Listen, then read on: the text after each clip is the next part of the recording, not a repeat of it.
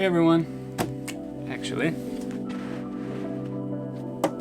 in the summer of 2020, I began my search for a portable power station with the hopes of powering our truck camper with it. At that time, there were a few big names on the market, and they were really starting to make waves and sort of define what the solar power generator market looked like, and those were Bluetti, Jackery, Goal Zero, and EcoFlow, and there were a few others floating around, but these were the four brands that were kind of emerging as the big players. At that time, I was looking pretty heavily into Bluetti. They had an Indiegogo campaign up for their AC200 power station, and I was convinced that it was the station for me. It was one of the most powerful, largest ones on the market. I think it was 1700 watt hours. But it just so happened at that time that Jackery reached out to me, which was the other brand I was heavily looking at, and they offered me the Explorer 1000 to test and review. So of course I said, yeah, definitely. Cut to about 4 months later, Bluetti's AC200 was a huge hit, and they've now modified it, improved it a little bit, and added more battery capacity and a different battery chemistry and called it the AC200P. Long story short, they saw my review on the Jackery and said, hey, do you want to test out our AC200P and do a review? And once again I said, yeah, this thing is a beast. I'd love to try it. And that brings me to where we are here. As with all my reviews, first off, I want this to be completely transparent. I have no incentive to promote Bluetti or not. I don't care if they do well or if they tank. I am just going to give you the facts, how I've experienced this power station, what I like, what I don't like, and hopefully that'll help you make a choice as to whether or not this is right for you. Unlike a lot of reviews I've seen of this, I'm actually using the power station. Tara and I have been using it in the truck camper, and we've been experimenting on it when we're at home, trying to test out different products on it. We've done our best to really put it through its paces to give you an idea of how it actually performs in the field and under normal use situations, not just in an experimental lab in the basement like we are right now. So with all that said, that was a mouthful. Let's jump in.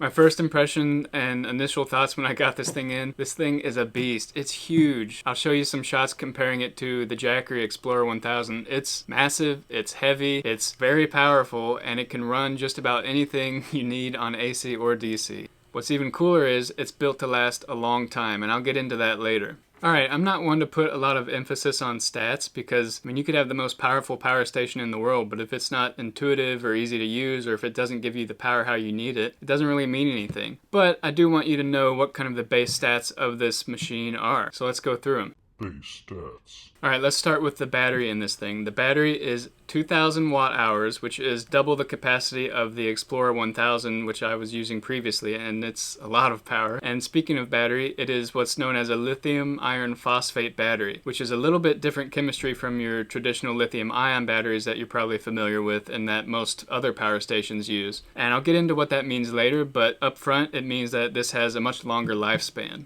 To distribute all of that power, there are a plethora of DC ports up here, and to distribute your AC power, you have 6 ports here that are powered by a 2,000 watt pure sine inverter that can handle up to 4,800 watts of temporary surge. This is a ton of power and can handle almost any AC device you throw at it. As far as input goes, inputs are on the side here, and you can fast charge it with the included massive 400 watt power adapter. It has an MPP solar charge controller, so you can throw up to 700 watts of solar at it. And the cool thing is, you can fast charge this with multiple methods of input. So you could be charging this at 700 watts of solar, and you could also plug in your power adapter for an additional 400 watts. I haven't done it, but apparently you can charge it from 0 to full using full solar and your power adapter in about 2.5 hours, which that's kind of crazy. On top of that, if you really wanted to, you could buy another power adapter and quick charge it using 2 power adapters as well. For my needs, which is not really fast charging all the time, this 400 watt power adapter has been more than fast enough for pretty much any time I needed to charge this up completely. A few other things, it's got your traditional 12 volt 10 amp port here. It's got a really nice 12 volt 25 amp power port here, which is great for powering campers and fuse boxes. A really nice USB-C power delivery port, which can do up to 60 watts, i.e. it can charge a laptop, which is ideal for me. On top of that, the interface on this is a touch screen. So you have this little screen here, which I'll get into later. It has all sorts of info, but the way you navigate it and the way you turn on different parts of the machine are through the touch interface. Okay, so that's a quick glance at the stats on the AC200P. In today's review, I really want to focus on real-world use cases. For us, we use this unit to completely power our truck camper. Our truck camper plugs into The 12 volt 10 amp port here is distributed through a fuse box, and it powers our house lights, USB ports, it powers our diesel heater in the winter, which we did test on it, as well as our max air fan in the hotter summer months, our laptops, our camera batteries, our phone batteries all the time, occasional Instant Pot use, and most importantly, it runs our Dometic DC fridge full time when it's in the camper. And then on top of that, we occasionally charge a drill battery that we use for a cordless drill and a little vacuum to clean up the camper. So now that you know how we use it, let's just get right into the pros and cons and talk about this power station. Pros. Okay, the first pro of this is the touchscreen interface, and there's much more to it than just the touchscreen. So first off, it's easy to use, it's snappy, it's not laggy or anything like that. It's a pretty solid touchscreen. And the cool thing is, it provides a ton of data for you. If you're the type of person that's data driven, that wants to know everything that's going on, you're really gonna like the Bluetti because it tells you your AC power in, your AC power out in volts and amps and watts. It'll let you look into the battery and see each individual battery's cell voltage and how the BMS is managing it. If there are any faults in the system, this will log them and you can look back through the faults and see what happened. And there's so much info here. It's really cool. That said, I don't always delve into it. At first it was cool to look at, but on a normal use case, I don't really need to know that. So that'll get into the cons later. But long story short, it is cool to have a touchscreen like this and to be able to delve deeper into the data coming off of this device. And I do think having that ability to log your faults and report on them is nice, because if you ever did have to deal with tech support for some reason or warranty this, you can tell them exactly what's going on because of the fault codes. I've never had to do that, but it's there if you need it. Okay, the next pro is a fairly obvious one, but it does need to be mentioned, and that is this unit has so much power. 2,000 watt hours is a ton of power. It's more than I'm used to with the Explorer 1000, obviously. This thing goes a long way, and I've noticed that it lasts a lot longer on the road between chargings. Having that peace of mind on a cloudy day or a rainy day and knowing that you have enough power to make it through the clouds and get to the sun so you can charge up via solar again is a nice feeling. So having the extra buffer that this battery offers is comforting in some ways.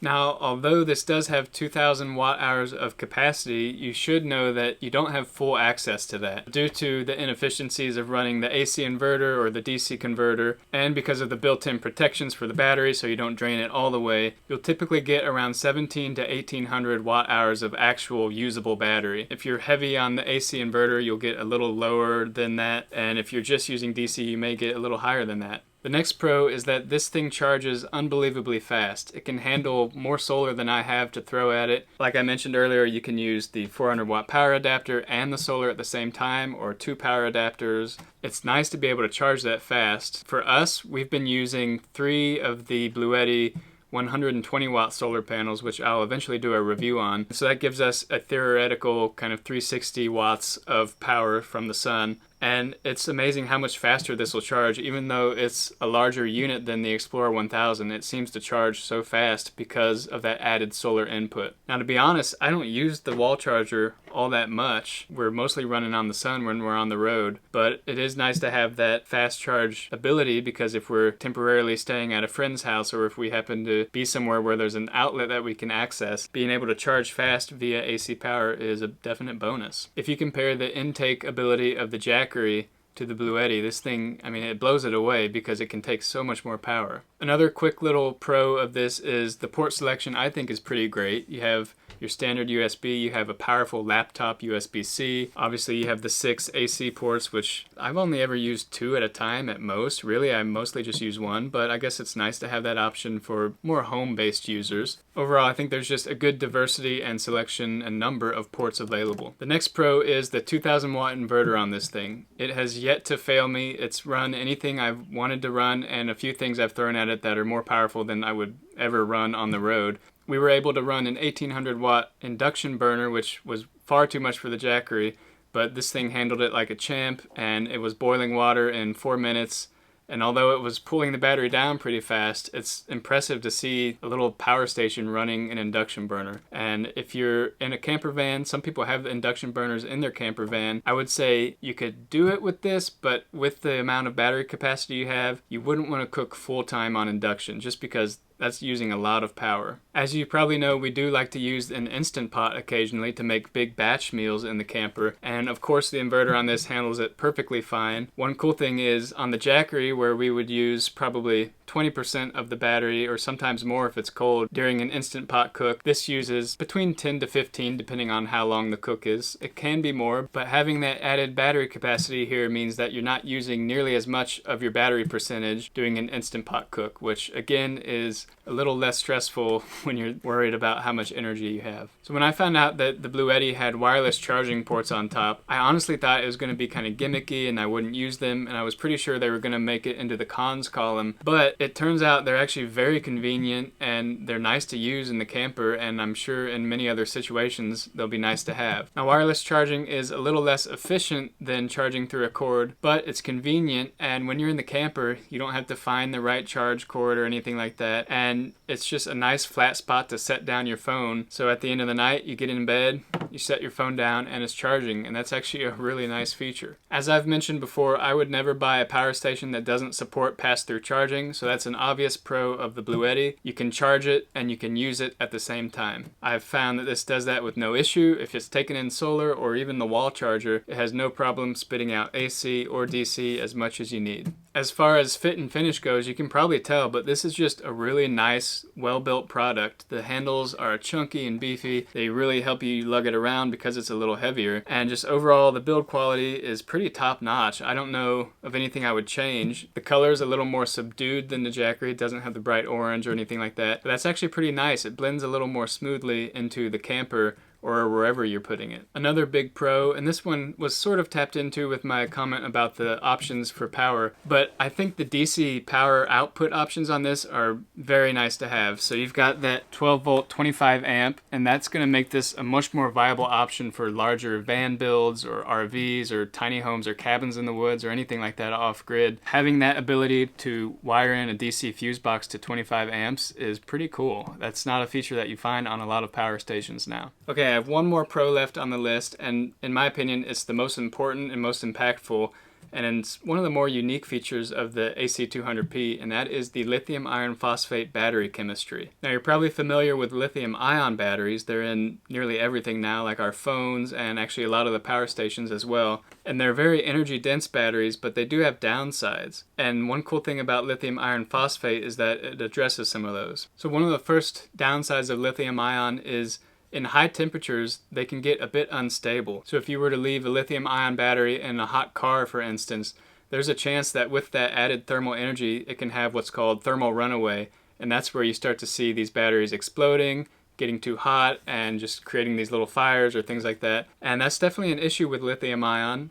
In most power stations, it's not a huge risk unless you're leaving them in a hot car or something like that, but it is there. And the cool thing is with lithium iron phosphate, that's a much smaller chance because it's a more stable battery and it's a little less energy dense. And another nice upside of lithium iron phosphate is that at full charge, which is likely what you're going to have it at if you're setting off on a camping trip or something like that, or storing it away, it's actually a lot more stable than lithium ion is, so it can handle being stored at full charge much better. But by far, the coolest feature of lithium iron phosphate is its long lifespan. So if you take a look at the lithium ion battery in a Jackery, for instance, the Jackery Explorer 1000 is rated to 80% battery life after 500 full cycles, which means essentially if you charge and discharge it 500 times, you'll have 80% of your original battery capacity when you're using it. The battery in the Bluetti AC200P is rated to 80% after 3,500 battery cycles. Charge and discharge this fully 3,500 times and you'll still have 80% of your initial battery capacity. To put that in plainer terms, you could fully discharge and charge this battery every single day for 9.6 years and you would still have 80% of your original battery capacity. So that means that you can use this thing full time all the time and you're not going to see a huge drop in its capacity like you would with, say, a phone where you've noticed after 2 years your phone is suddenly not working so well anymore. If you're like me and you hate to waste things or see things wasted or thrown out, lithium iron phosphate batteries are great for long-term lifespans, and I think that's one of the shining features of the AC200P. And speaking of shining features, that brings us to the cons list. Oh no, cons. Now you might ask, why are shining features part of the cons list? Well, that's because my first con has to do with these shining features right here. So when you're in your camper at night, getting ready for bed, and you look up and you see this glowing screen and this bright green power light, it's a little obnoxious. These things are brighter than they need to be, and unfortunately, although the screen does dim after a bit of inactivity, it doesn't turn completely off if the power is turned on. And the same goes for this green power ring. It's super cool, but it stays on all the time. So it's pretty annoying to be in bed at night and have this glowing green or blue light just lighting up the whole camper. We would normally just find a shirt or a pillow or something and drape it over this so we could get some nice dark peace and quiet. Another con has to do with the touchscreen again, and that is that it's very hard to see in direct or even just bright sunlight. I tried to get some video of this, but it didn't show up as well. But suffice to say that if this has direct sun on it, you're gonna have a really hard time reading it. And yeah, you don't need to read it all the time, and really you don't have to interact with the touchscreen much other than to turn on and off the DC or AC power. It's annoying to have to kind of shade your eyes or shade over the touchscreen to even get a read on it. So I think that should be addressed in future models. Another big con, and one that I think will probably have the biggest impact on who buys this, is the weight and the size of this unit. Obviously, this is a much bigger unit than most people are used to.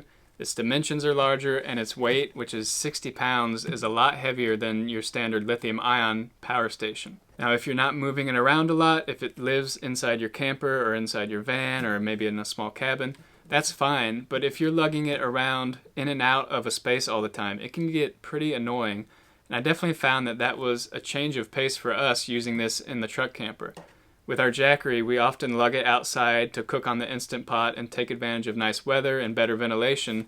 But with this, we found that we always just left it in the camper. It's not worth hunching over in the camper and shoving the 60 pounds next to the door, crawling past it to get out, and then lifting up the 60 pounds to take it out just to cook outside. We ended up just cooking in the camper to save time and energy. Now, although this is heavy and large, I don't think Bluetti can really do much about that because, first off, the lithium iron phosphate battery tech is intrinsically heavier than lithium ion, so that's going to add weight to this, and because it's a larger capacity at 2,000 watt hours, that's going to add weight as well. So there's not a lot they've done to add weight. It's just a different technology which has its different use cases. Concisely, mobility is not a strong point of this unit. The next glaring con on the AC200P to me is adapters upon adapters. You're going to need adapters to use this depending on what you're using it for, and the amount that you need to me is kind of annoying. So here's what we took on our most recent trip just to use the devices we wanted to.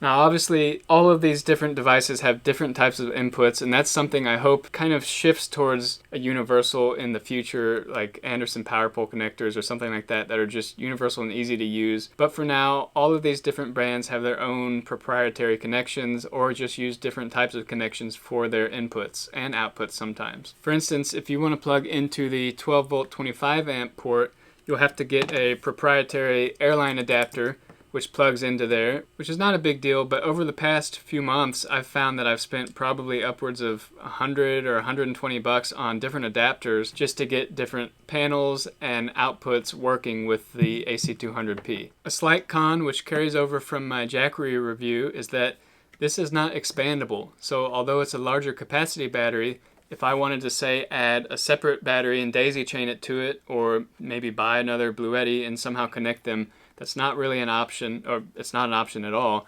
And that's unfortunate. That's an ability I would love to see in every power station because you have all of these nice devices like an inverter and a charge controller and all of that. It'd be nice to be able to just add a little extra capacity if and when you need it. Another con for me is that the power inputs are on the side of the unit, whereas all of the other outputs are on the front. And I really wish they would just move the power inputs up front with everything else, because when you're working in a small space like a camper, having to have extra clearance on this side to plug things in means that you have to add a lot of room, and that makes this bulkier. It means it takes up more room in your camper, and you can't fit it as nicely into a small setup like that. Now, obviously, if you're outside, this isn't an issue at all, but for me in a small truck camper, this means that there are far fewer places where I can keep this power station inside the camper. And one final con I have for this unit is the power adapter. Now obviously this is somewhat a limit of technology, but this thing is honking. It's huge. We had to find a special spot in the front of the truck just to place it because it took up so much room in the camper that we didn't want to keep it in there. Although you don't have to carry it with you, the convenience of being able to charge off of AC means that you're probably going to be taking this with you most places, and it's just so big and heavy. Alright, so that wraps up the pros and cons. Now what about the bottom line? Bottom line. So to sum up even more, would I recommend the AC200P from Bluetti? And I'd have to say 100% yes. It doesn't feel like most technology these days, which is use it for a few years and throw it out. This feels like something that you can have for a long time, and I really like that. The capabilities, its capacity, its high-powered inverter, its high output DC ports, its ability to take a ton of solar in, all of that combined, I think it makes for a top tier, one of the best power stations available right now. But you just need to make sure that it fits the use that you want to use it for. Because this is 60 pounds and a larger footprint, you really want to make sure that your use case does not involve moving it around a lot. Also, if you're a smaller build person, make sure that you're comfortable with lugging around 60 pounds of weight. It's heavier than it looks, and it's kind of awkward to lug around if you're not used to it. Now you may be wondering, are Tara and I going to replace our Jackery Explorer 1000 with the Bluetti in the truck camper? And to be completely honest, we aren't. We're actually sticking with the Jackery. Why? Well, we built the camper around that small footprint of the Jackery, so there's not a great place for this big box to sit in the truck camper at this moment. And we've tried everything. But that's not to say that we won't be using it, because we have some plans to build a tiny house or cabin on some property, if we can ever find any, coming up very soon, and we're going to be building the power system probably around the AC200P because it has that added capacity. So stay tuned, and you'll probably get to see this being used on an off-grid cabin. Okay, that wraps up the review. I hope you enjoyed, and I hope I answered any questions you might have, but if I didn't, leave them in the comments below and I'll do my best to answer them. As always, thanks for watching, and if you happen to be picking up one of the Bluetti AC200Ps, click through my links in the description and you'll be giving me a little kickback and supporting this channel and keeping the content coming, which I definitely appreciate. We'll see you next time.